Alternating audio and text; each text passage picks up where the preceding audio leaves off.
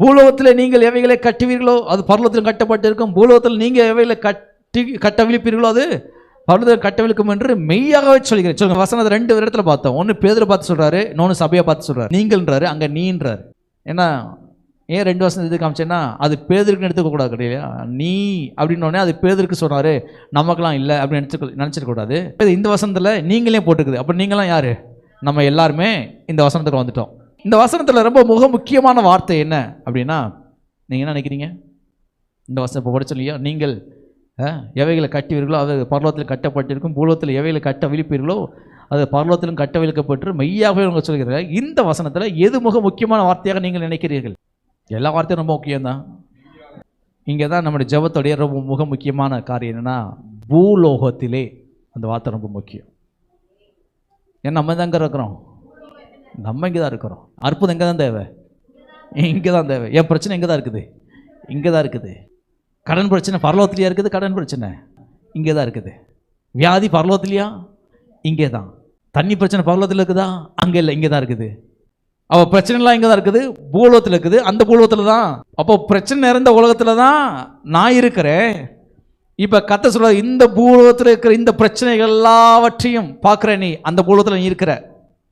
இந்த பூமியில் இந்த பூமியில் நீ எதை கட்டுகிறாயோ அது பரலோகத்திலிருந்து கட்டப்படும். நீ எதை கட்டவிழ்க்கிறாய் பூமியில, சொல்லுங்க பூமியிலே. அப்ப இந்த ஜெபம் எங்க ஆரம்பிக்கிறது?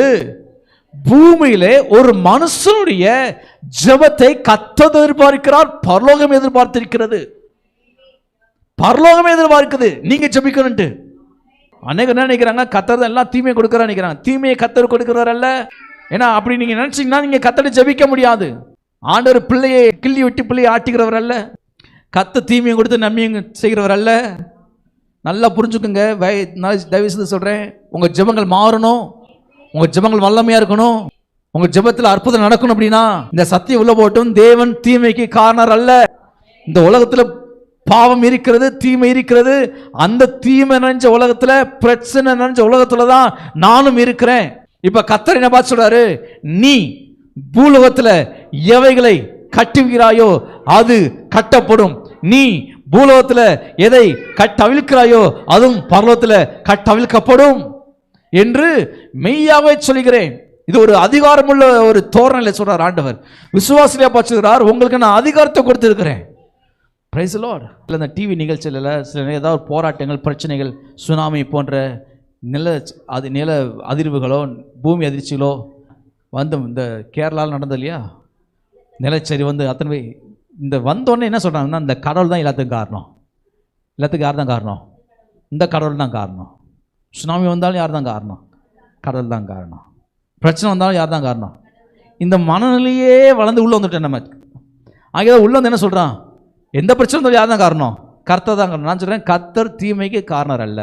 கர்த்தர் குறித்து வேதம் சொல்லுது, அவர் பூமியை பார்க்குறாராம், யாருக்காவது நன்மை செய்யலான்னு அவருடைய கண்கள் பூமி எங்கும் உலாவி கொண்டிருக்கிறது. கர்த்தருடைய கண்கள் பூமி எங்கும் உலாவி கொண்டிருக்கிறது. எதுக்கு?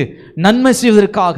இயேசு கிறிஸ்து பூமியில வந்து ஊழியம் செய்த நாட்களிலே அவரை குறித்து வேதம் இப்படியா சொல்கிறது, அவர் நன்மை செய்கிறவராய் சுற்றி திரிந்தார். அப்போ அப்படிப்பட்ட தேவன் எப்படி தீமை செய்கிறவராய் இருப்பார்? தேவன் தீமை செய்கிறவர் அல்ல, அவர் நன்மை செய்கிறவன்.